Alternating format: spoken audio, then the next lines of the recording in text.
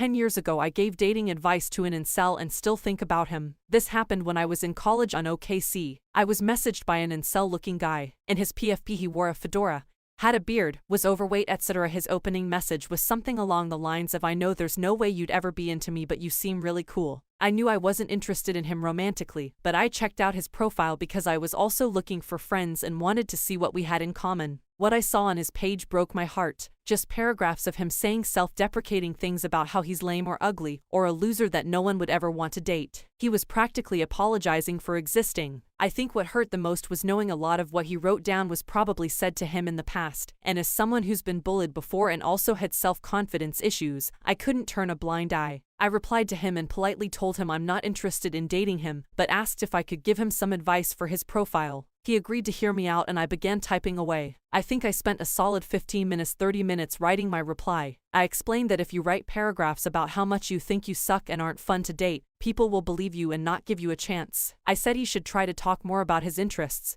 and what he likes to do so that he's more likely to appeal to someone with the same interests and hobbies as him. I emphasized that he should try and put his best foot forward and talk more about his good qualities. Once I clicked send, I waited for his response with bated breath. I don't remember exactly what he said, but it was something along the lines of, "Honestly, I was expecting you to tear me apart and make fun of me, but this sounds genuinely helpful. Thank you." We wished each other luck and never spoke again. It's been over 10 years since that exchange happened and I frequently wonder what happened to him. I've been thinking about him a lot more since the rise of Alpha Bro podcasts and the manosphere. I want to believe he tried working on his self-confidence issues and was able to move forward. But I also know that people online are mean. I know that even if he's on Reddit, the odds of him finding this post are slim to none. But if you're a guy who wore a fedora in Maryland or DC 10 years ago and got online dating advice from a lady who was an art major, I hope you're doing well and I hope you're doing better. I hope you learn to love more about yourself, and I hope you found love too.